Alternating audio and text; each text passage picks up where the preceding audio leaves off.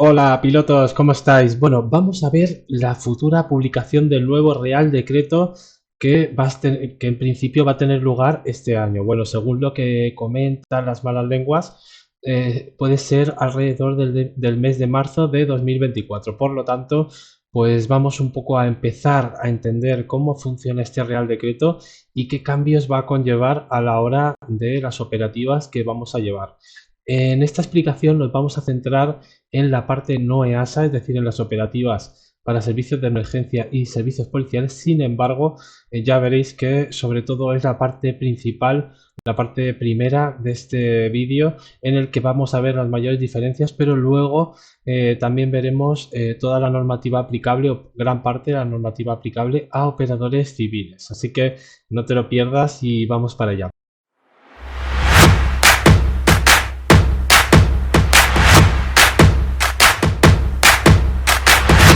Vamos a empezar con la primera diapositiva de la presentación y bueno, aquí tenéis que entender que este Real Decreto ha sido una forma de unir la normativa europea, lo que había que regulaba grandes aspectos de las operativas con drones y la normativa 1036/2017, que es una normativa que ya veremos que quedará derogada en el momento que este Real Decreto sea publicado, aprobado y publicado en el BOE. Entonces, bueno, imagino que han tenido bastante trabajo nuestros amigos de la Agencia Estatal de Seguridad Aérea y a pesar de lo que dice mucha gente, que esto va a ser un problema a la hora de operar drones por parte de civiles, operadoras pues, de producción audiovisual o de mantenimiento de infraestructuras o cualquier otro tipo de operación con drones que se lleve a cabo, yo creo que lejos de ser un problema va a ser un gran avance, ya que vamos a poder volar en situaciones en las que hasta ahora necesitamos permisos y demás, y además se reducen bastante tiempos de algunas solicitudes o algunas comunicaciones, perdón, que teníamos que hacer como la del Ministerio de Interior. ¿Vale? Entonces, bueno, vamos a pasar a la siguiente para entender más o menos qué es lo que va a contemplar este Real Decreto. ¿De acuerdo? El Real Decreto de UAS, sobre todo, se va a fijar su actividad o, digamos, las restricciones que va a aplicar o la nueva normativa en actividades no EASA que hasta ahora eran regidas por la normativa 1036/2017, que ya os digo quedará derogada en el momento. Por lo tanto, para estos tipos de servicios de emergencia y de seguridad sí que va a haber grandes cambios. Además, vamos a tener que diferenciar entre servicios de seguridad como policías locales de ayuntamientos, luego Policía Nacional, Guardia Civil, policías autonómicas y servicios de emergencia, por otro lado, totalmente diferente a lo que estábamos acostumbrados nosotros a trabajar, que era bajo la operativa no EASA, que bueno, es la actual a la que estamos acostumbrados, ya que no está publicado a día fecha de 2 de febrero, que es cuando estoy grabando este vídeo.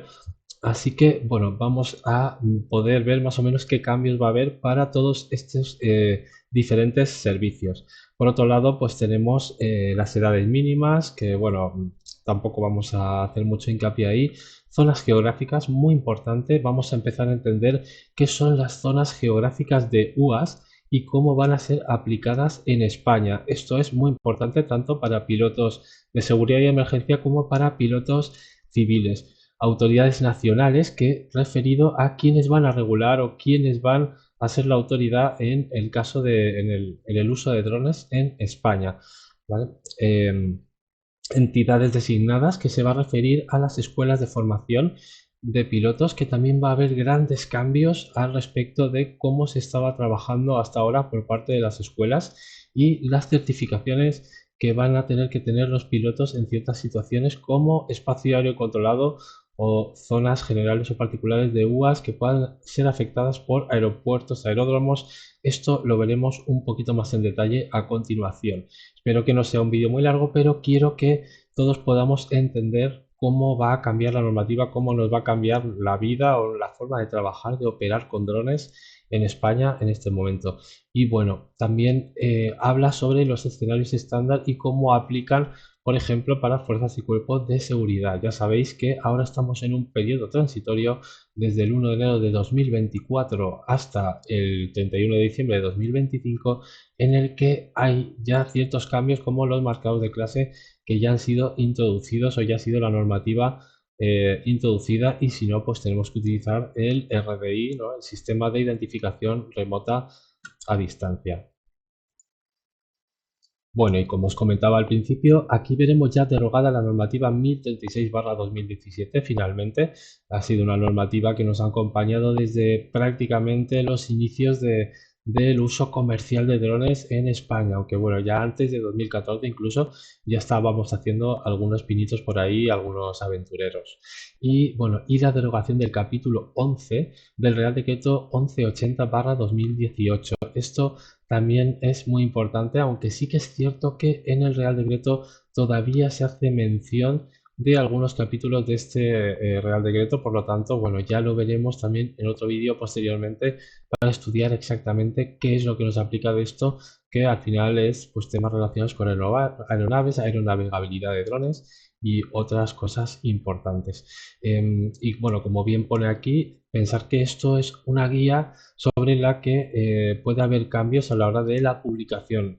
Por experiencia de publicaciones de reales decretos anteriores, los cambios suelen ser temas numéricos, es decir, distancias, pues aumentan o se disminuyen algunas distancias, algunos pesos, algunas características, pero suele ser muy leve. Así que podemos dar por hecho que esto en su 95% es seguro que va a ser de aplicación para el futuro.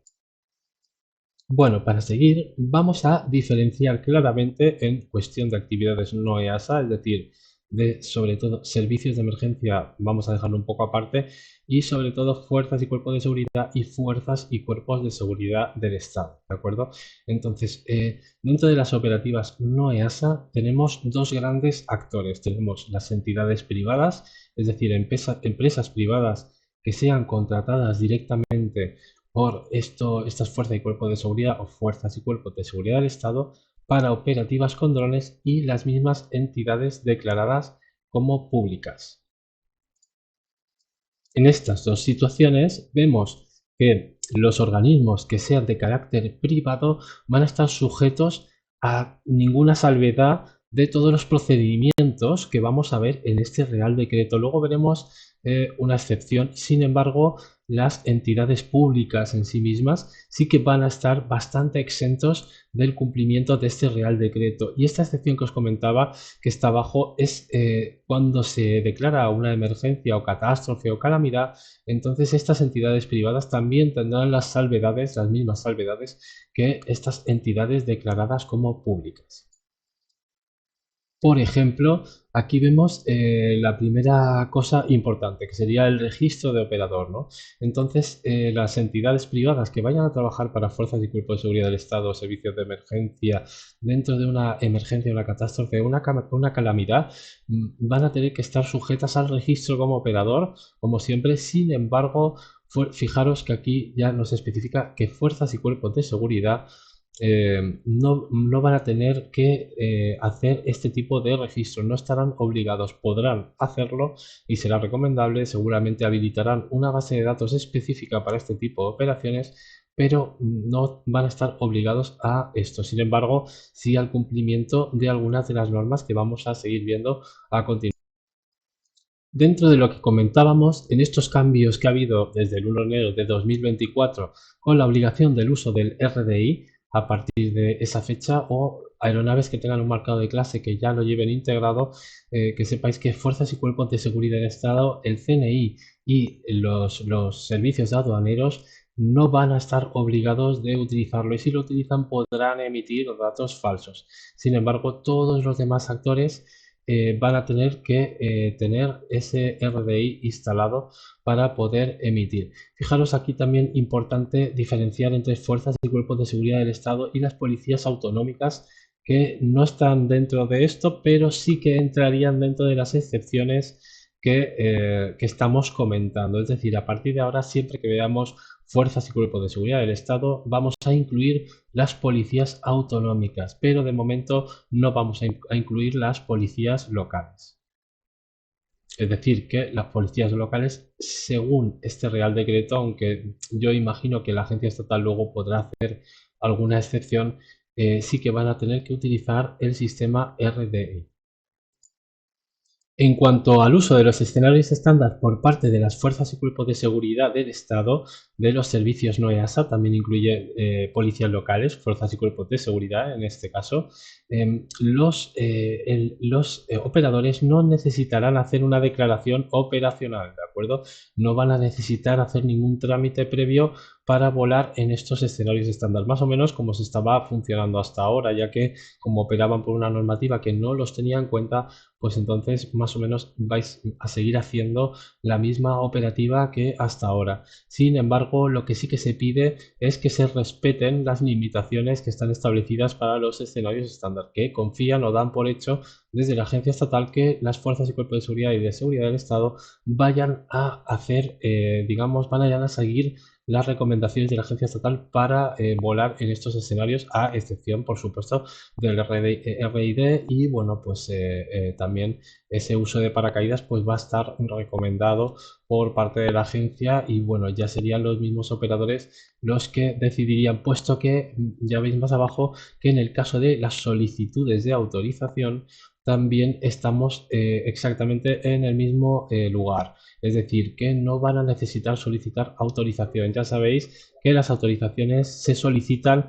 porque quieres volar más alto, porque quieres volar con más peso, porque quieres volar sin paracaídas en ciudad, porque quieres saltarte algún tipo de restricción, digamos, o alguna limitación que hay para el escenario en el que estás volando. Entonces no van a necesitar solicitar ningún tipo de autorización, pero muy importante hacer una evaluación de riesgo operacional, es decir, ponerse en situación de todas las condiciones que se van a dar en los tipos de operaciones que llevan, tanto fuerzas y cuerpos de seguridad, o sea, servicios no EASA en general, y poder, a través de esta evaluación de riesgo, pues poder evaluar esos riesgos y hacer las cosas bien y con la máxima seguridad posible, ¿no? Es decir, uno de los ejemplos que nos ponían era el operador que va a volar con un dron a 30 kilómetros en vuelos, bueno, pues que no sea la primera vez que vuele, que tenga algún tipo de formación específica y que esté contemplado en la evaluación de riesgo operacional todos los posibles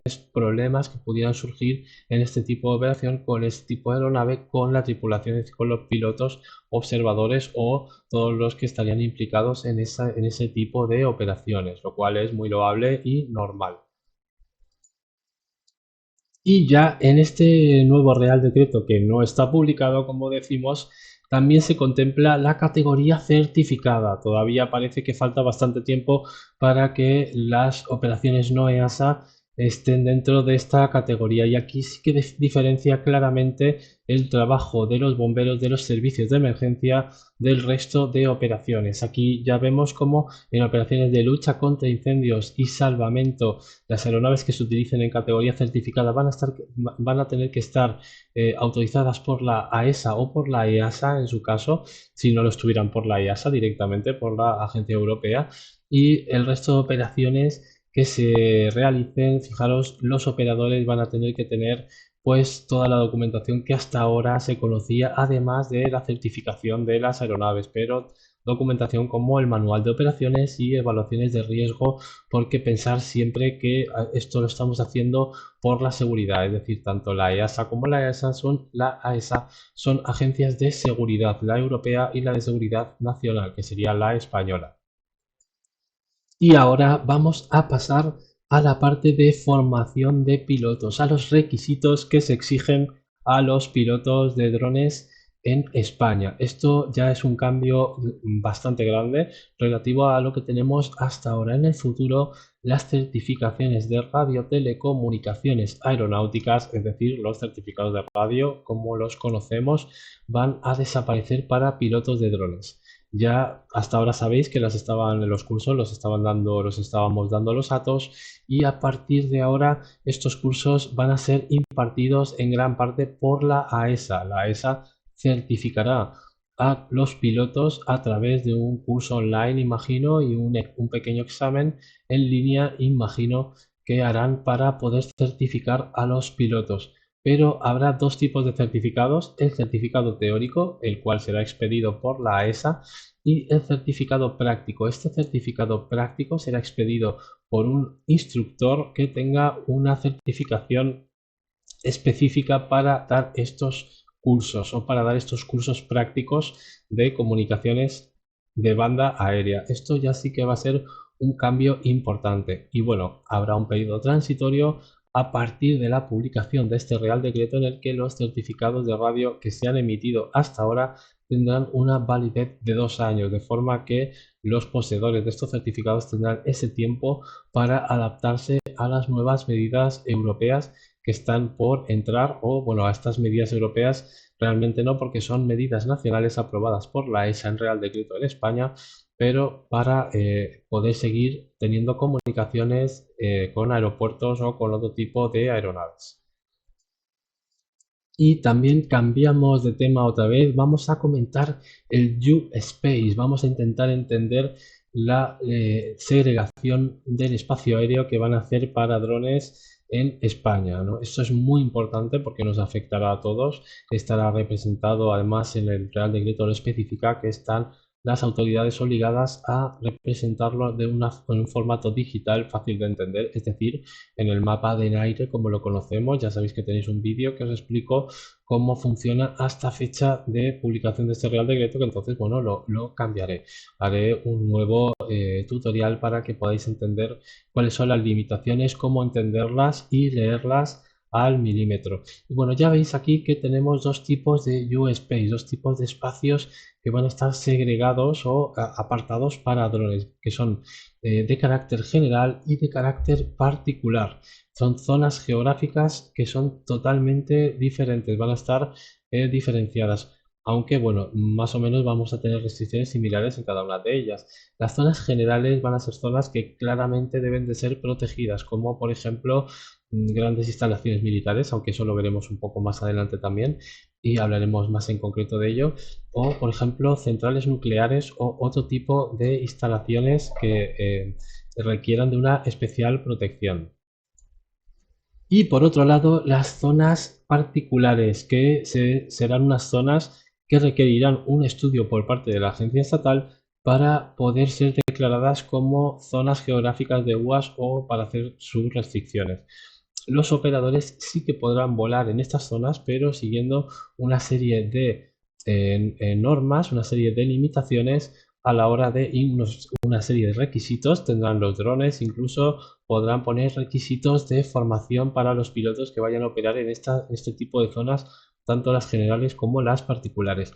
Y bueno, como veis en el gráfico, cuando dos zonas particulares con diferentes requisitos se solapen, si el operador va a volar en esa zona donde se juntan esas dos zonas geográficas, tendrá que seguir los requisitos de ambas zonas, es decir, no se va a librar ni de una. En el caso de que haya alguna contradicción entre la normativa o las limitaciones que va a haber en esas zonas, el operador se guiará por la zona o la restricción que esté publicada más recientemente a la operación que se va a realizar. Y si las zonas geográficas pues, se solapan entre los tres tipos que vemos que hay, entonces pues el operador pues lo mismo, tendrá que seguir todas las limitaciones que se establecen en cada una de ellas. Bueno, estas zonas de UAS, estas zonas geográficas de segregación de UAS, también van a contemplar algunos aspectos como, por ejemplo, infraestructuras o instalaciones en las que se presten servicios esenciales para la comunidad. Aquí hay una serie de infraestructuras e instalaciones que se han nombrado, han querido resumirlo en estos 5 puntos que aparecen aquí, pero bueno, se pueden dar muchos casos que estén contemplados o que estén en el límite, pues un poco como siempre. Y vamos a verlas en detalle, que serían centrales energéticas, industrias petroquímicas o químicas, refinerías, servicios de suministro y depósitos de combustible, infraestructuras portuarias y ferroviarias, carreteras y demás infraestructuras de transporte. Fijaros, todos los puertos, estaciones de tren, incluso las vías de tren estarían consideradas dentro de esta consideración. Infraestructuras de servicio de suministro y distribución de agua, gas y electricidad. Evidentemente, pues sobrevolar una planta eléctrica va a ser un poco complicado. Infraestructura de tecnologías de la información y comunicaciones. Fijaros, pues antenas o zonas donde puede haber antenas o instalaciones pues de comunicaciones de este tipo que tenemos por toda la geografía española. Y nos pone que adicionalmente en determinados casos se podrán considerar también hospitales, centros de salud y cuarteles y comisarías, evidentemente, que no puedan ser atacados, sobrevolados o espiados por operaciones ilegales. No tendría ningún sentido, que bueno, muchas de ellas ya sabéis que tenemos algunos servicios o algunos elementos, como por ejemplo inhibidores de frecuencia.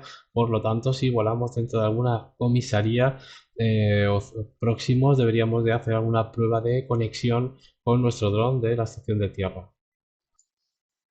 Y fijaros que este tipo de infraestructuras de las que hemos estado hablando van a ser diferenciadas en dos grandes familias, evidentemente por la naturaleza de su construcción, que serían zonas lineales, infraestructuras lineales, como podrían ser pues carreteras, vías de comunicaciones y demás, donde vamos a tener que mantener 25 metros de distancia medidos desde los extremos exteriores, es decir, de donde acaba la carretera tendremos que mantener un margen de 25 metros y no tener una altura mínima. Fijaros que esto es la primera vez que entra este concepto en España de altura mínima a la que podemos volar, que sería de 50 metros, es decir, no podemos sobrevolar una carretera a menos de 50 metros de altura.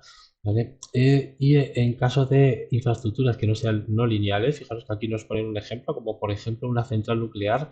Yo creo que esto le falta un poco de madurez porque me parece un poco grave que verticalmente, fijaros, horizontalmente tenemos 10 metros, es decir, mucha menos distancia que una carretera en una central nuclear, lo cual, bueno, imagino que será el perímetro de la instalación que ya está bastante externo o exterior a la zona de más riesgo, pero sin embargo lo que sí que nos dice es que verticalmente vamos a tener que volar a 50 metros desde el punto más elevado de esta instalación, es decir, vamos a tener que sobrevolar a una altura mínima, o sea, como mínimo a 50 metros. Esto pues me parece un poco todavía arriesgado o imagino que habrá algunos casos donde estas zonas geográficas puedan ser extendidas para asegurar la protección. También en este Real Decreto vamos a tener zonas geográficas de UAS para la protección de personas y bienes en entornos urbanos. Y bueno, aquí nos da una definición que es la que teníamos hasta ahora. Creo que el ponente de AESA decía que ya ahora es cuando iba a quedar claro, pero bueno, ya sabemos que el escenario urbano, el escenario 01 está definido ya hace mucho tiempo y tenemos una definición clara. Sí es cierto que hay muchas situaciones en esta definición en la que nos vamos a encontrar entre la espada y la pared, es decir, situaciones en las que a efectos legales estaría considerado como un entorno urbano, sin embargo, a efectos prácticos, pues no lo sé. Ahora pondremos algún ejemplo. Vamos con las especificaciones de lo que se considera zona urbana. Núcleos de población con áreas consolidadas por la edificación, claramente, pues zonas donde hay casas, áreas residenciales, comerciales o industriales, fijaros, también polígonos industriales, cuyos terrenos cuenten acumulativamente al menos con accesos rodados, fijaros, o sea, si es un área industrial que tiene un acceso rodado, es decir, que hay un camino que se puede acceder con un vehículo, ya también estaría considerado zona urbana y atención, porque ahora vienen más especificaciones de lo que se considera zona urbana, que serían vías públicas pavimentadas para acceso peatonal, evacuación de aguas y alumbrado público. Fijaros, vías públicas con alumbrado público, zonas de evacuación de aguas, es decir, alcantarillado público también, o accesos peatonales, es decir, una carretera que está en medio del campo no debería de ser considerada pues zona urbana. Sin embargo, si tiene un área peatonal con alumbrado, que ya sabemos que en carreteras interurbanas o entre pueblos, poblaciones pequeñas, suele haber zonas donde pues hay paraderos que la gente puede parar y se puede sentar porque hay algún tipo de construcción o zonas que claramente tienen un acceso peatonal, incluso pues ya os digo, que sean alumbradas o con evacuación de aguas. Fijaros que dice evacuación de agua, no dice una alcantarilla en sí misma, sino un sistema de evacuación de aguas que muchas carreteras pues también tienen estos sistemas. Entonces estarían considerados como zona urbana a efectos legales. Sin embargo, hombre, una carretera en medio de la montaña, aunque tenga una zona para pararse, que es un lugar perfecto para despegar el dron, pues no debería estar considerada. Yo creo que en el futuro pues limitará las ciudades en este mapa interactivo que van a hacer, pero bueno, las carreteras o estas zonas van a quedar totalmente fuera y ya se va a quedar claro a efectos prácticos que no son zonas urbanas y además que no han sido incluidas dentro de ninguna zona geográfica de UAS. Esto es importante. Vamos a seguir con la definición: áreas recreativas que sean de acceso público. Fijaros lo que están diciendo: áreas recreativas, es decir, zonas en medio de la montaña, en medio del campo, donde haya un acceso público y en las que existan construcciones o instalaciones permanentes o eventuales. O sea, si yo pongo una carpa, ya estaría considerado como una construcción eventual. ¿Qué tipo de carpa, no? ¿Hasta qué punto esto queda un poco en ciernes?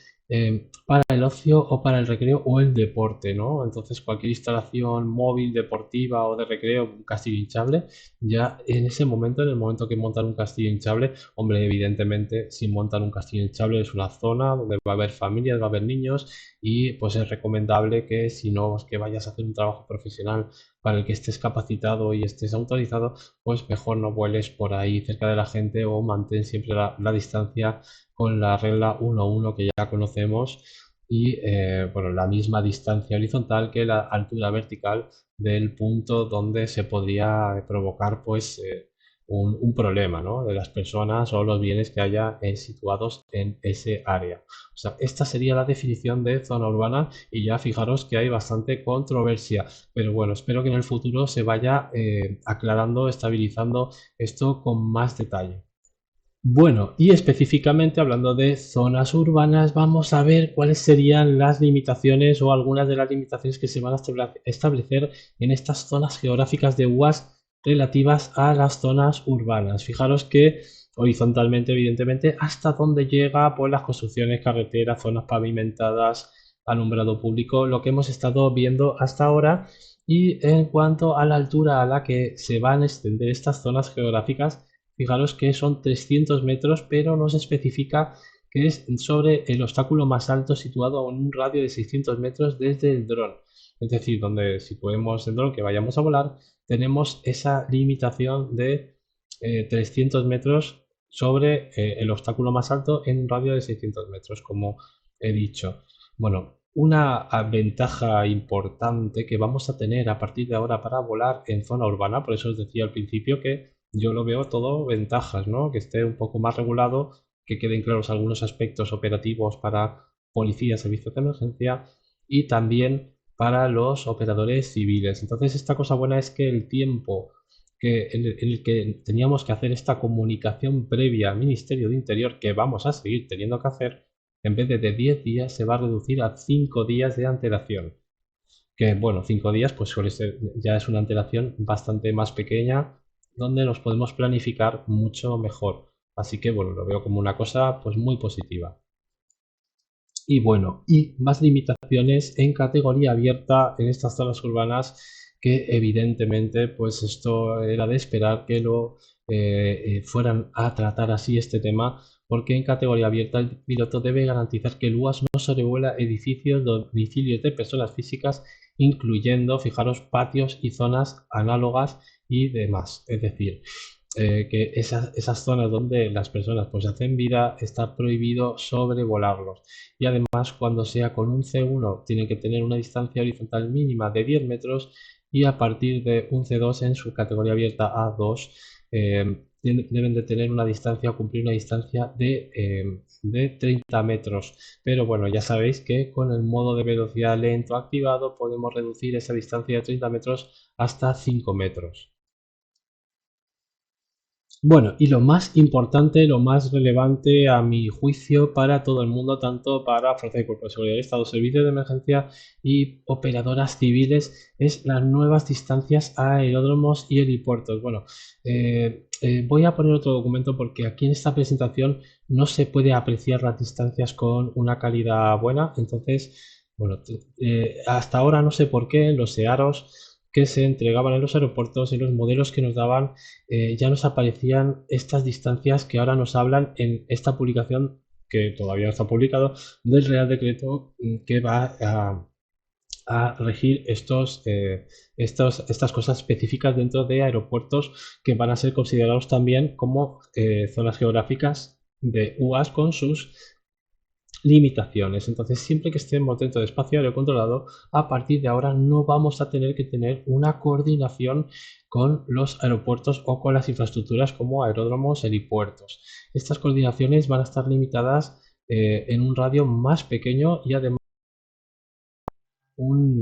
van a tener en cuenta una zona de altura, es decir, un espacio tridimensional para poder operar con estas aeronaves. Fijaros aquí en aeródromos de uso público y en aeródromos militares que no sean helipuertos, vamos a tener una distancia máxima de 10 kilómetros. ¿Vale? Ya sabéis que hasta ahora había algunos CTRs que incluso ocupaban mucho más espacio que esto y digamos que desde los 6 kilómetros hasta los 10 kilómetros vamos a tener que limitar nuestra altura eh, 45 metros, es decir, que vamos a poder volar a 45 metros de altura siempre que nos encontremos dentro de este rango de distancias. En el momento que superemos estos 6 kilómetros, ya sí que el espacio aéreo se extenderá hasta el suelo. En el caso de helipuertos, fijaros que esto, tanto públicos como militares, fijaros que esto es una cosa ya de lo más interesante porque son 2,5 kilómetros de distancia desde el punto de despegue y el resto de distancia hasta los 3,3 kilómetros vamos a poder sobrevolar a una altura de 50 metros. Estas alturas veremos, porque ya os digo que esto es precisamente lo que seguramente cambie a la hora de la publicación del Real Decreto. Pero bueno, vamos a tenerlas en cuenta para saber que más o menos va a ser algo aproximado a lo que estamos viendo. Fuera de estos espacios que estamos viendo, digamos, ya no sería necesario una coordinación y solamente dentro de estos espacios marcados, sería obligatoria la coordinación. ¿Vale? Aquí vemos también en aeródromos de uso restringido que no sean helipuertos, unas distancias que serían de 3 kilómetros, digamos, de diámetro, porque esto es un cuadrado, forma un cuadrado, no un círculo, pero 3 kilómetros de lado desde el centro de la pista, en el que sí que estaría restringido y luego hasta los 5 kilómetros podríamos volar a una altura de 45 metros también. Y por último, en helipuertos de uso restringido, aquí sí que vemos ya una forma circular, que podemos hablar de radio. Entonces, en un radio de 2,5 kilómetros estará restringido, pero hasta 3,3 kilómetros podremos volar a una altura de 90 metros. Por lo tanto, se han reducido bastante las distancias de los aeropuertos. Dentro de estas zonas necesitamos coordinación y fuera de estas zonas no. Bueno, vamos a volver a la presentación porque ahora vamos a ver cuáles serían estas excepciones que hay para fuerzas y cuerpos de seguridad.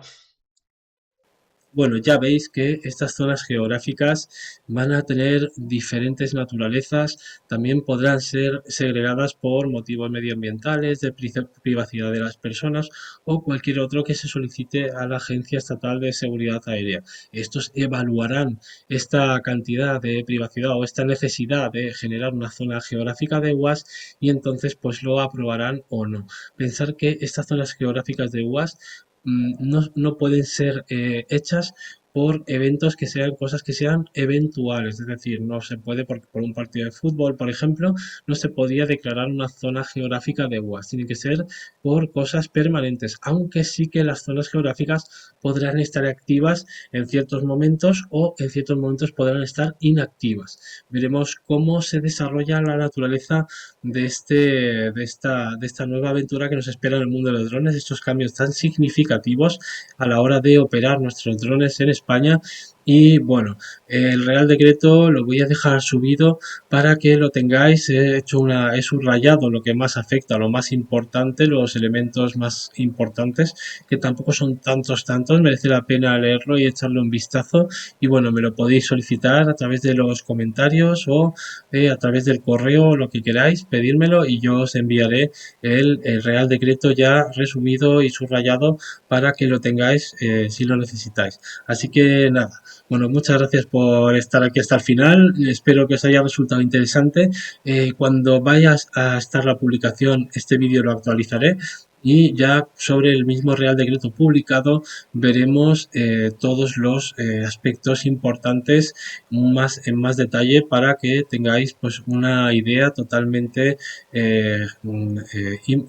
la mejor idea que podáis tener posible sobre los cambios que va a haber en España y os convirtáis en auténticos expertos del mundo de los drones. Así que muchas gracias por estar ahí y nos vemos en el siguiente vídeo. Hasta luego.